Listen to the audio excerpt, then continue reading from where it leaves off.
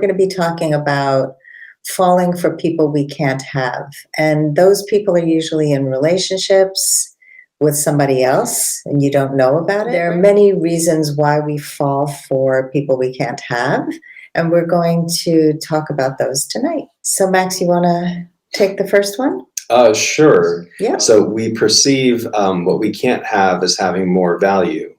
And I know 100% that this has been the case for me before, where if you really have a crush on someone or you really fall for somebody hard and it turns out that they are on the outs with their current boyfriend or girlfriend, and you like them so much but they're not available, physically available, you want what you can't have. So that really, that's a really good one. And we kind of project onto that person, even if the value isn't there. They could be a rotten person. They could be somebody who has really bad morals, really bad values. But we see what we want to see, and we project it, and we blindside ourselves. We sabotage ourselves because of this illusion that because somebody else has them, they're more valuable and that they're worth it.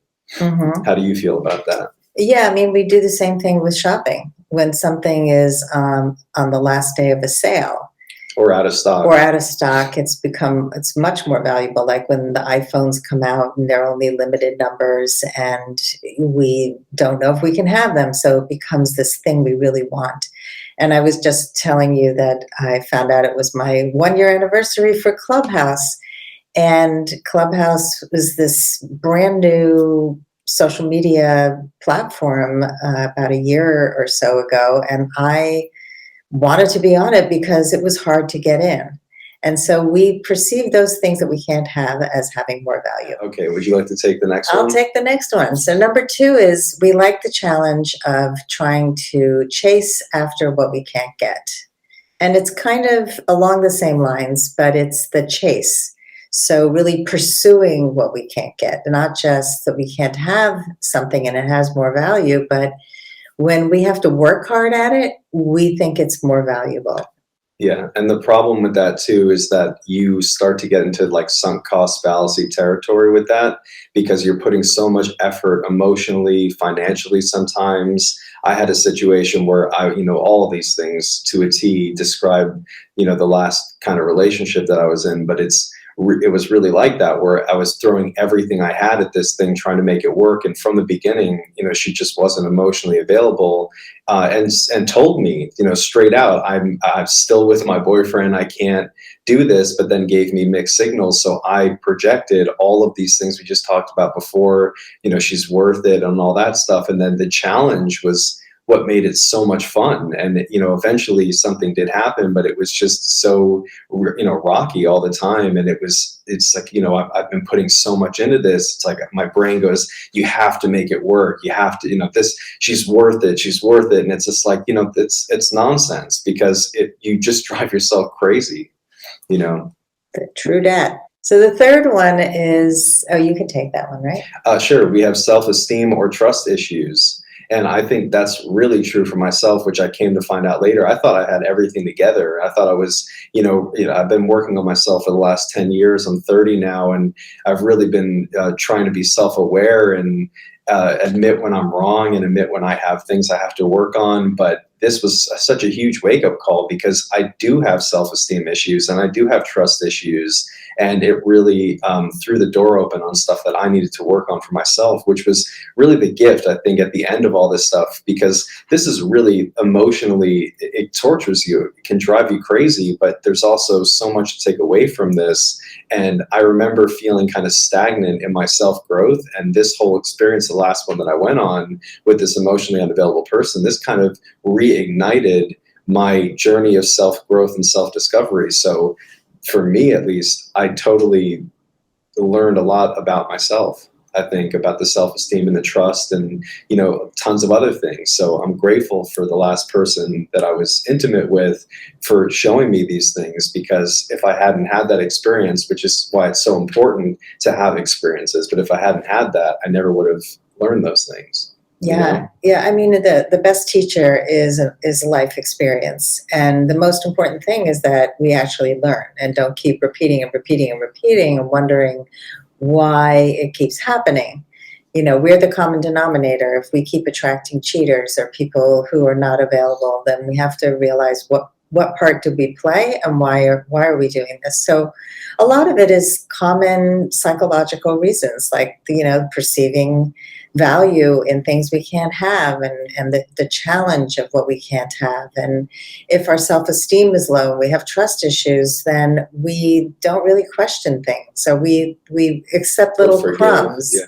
of attention instead of the whole package.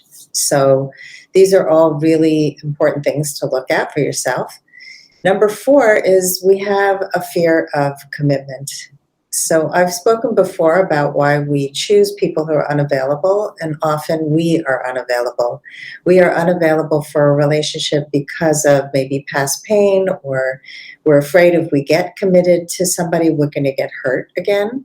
And, it's like just living in that place of fear is not going to help you get into a healthy relationship. So find out why you have this fear of commitment, what's behind it, and that will hold the clues to how you can actually have the relationship that you want. I agree.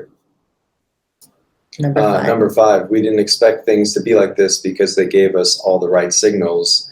And I really relate to that one, because even after, the person broke up with the person they were seeing at the time, I remember stepping away too, because I had talked to you about it and I was like, I can't handle this anymore. It's just driving me crazy, all this back and forth and mixed signals. And then, I got a text that night when she broke up with the guy at like 3 a.m. and it was like, I hope you still will talk to me, and all these like guilt inducing things. And it's just like, it gets you right back in there, because I already had done all the things in the beginning where it was like, I put more value in her. I projected on her what I wanted her to be versus who she was and who she, could be. And it's the worst. You really have to be present and real with yourself about who the person you're interested in is. And also, see in yourself too, the other things. Do I have an issue of projecting on people? Do I have the self-esteem things? Because if you recognize all those other things, it's a lot easier to stop all of this before it gets, to that point of, past the point of no return, because that's going to take a lot of time to come back from. But the right signals really mess with your head, because you see what you want to see. It's like, when you're out in the desert and you see the water, that little Mirage, right? You think that there's something there and it's not. Yeah. Right, it is a mirage. So those signals are they're smoke and mirrors, basically. Right. It's somebody can say all the right things, and if you feel really good when you're with somebody, but really anxious when you're away from that person because they're not in touch with you and they're not making dates and they're not really getting together with you, then it doesn't really mean anything that they are showing up when you're together. Because you need both. You need to feel secure and safe in a relationship. And so having all those signs of, oh, I like you so much, I care about you, you're my special person. Watch the actions, watch the follow through, all of that. So number 6 is we convince ourselves that the person was our best or our only option. And that is coming from a place of scarcity, that this is as good as it gets. And I know I've been there many times where, especially if you've been dating a lot and you finally meet somebody who you feel a connection with and you think, well, I don't feel this with anyone else, so I'm willing to forgive the unforgivable. And we can't do that. So these people are not our only option. We can't go in with that scarcity mindset, because there are always other people. And it's hard to know that when you're in it, but it's important to remember it when you're dating.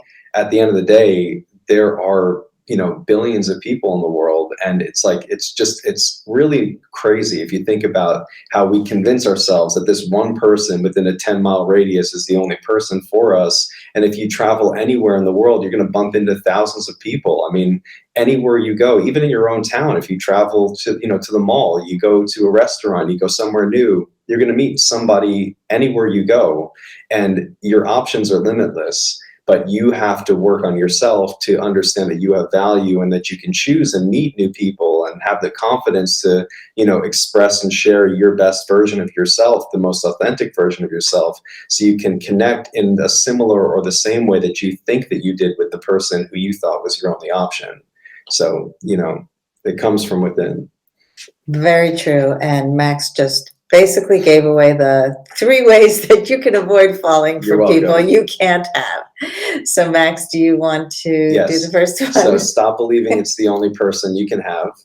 Yeah. Get the confidence and social skills to meet people anywhere. I didn't read these before. I know. Open up all your options so you stop focusing on people who are not available. And it's so true. I mean, you really have to just spread your net as far as you can and see what you catch, because you're never going to know who's out there unless you put yourself out there. So I want to encourage all of you to look within yourself. If you are constantly finding men who say that they're not ready for a relationship because of X, Y, and Z, it might be something that you are doing for yourself that you can work on so that you attract people who are ready to meet you where you're at. And, this whole thing should be fun. It should be a way to connect with, someone, and it shouldn't be this difficult trying to find a partner. And when it is difficult, stop for a minute and really look at the situation. I think that's my advice. Good advice. Yeah. Yeah, if it's really hard, take a minute, ask yourself, what's making this so hard, and what my part is in this. Do I not speak up soon enough? Do I not ask the right questions when I'm getting to know someone and just assume things and not get curious? There's so many things we can do differently that will help us get to know people faster and really observe behavior in a way that we may not have in the past. So I hope that this was helpful to you. Please leave a comment and let us know your takeaways, and if this has happened to you.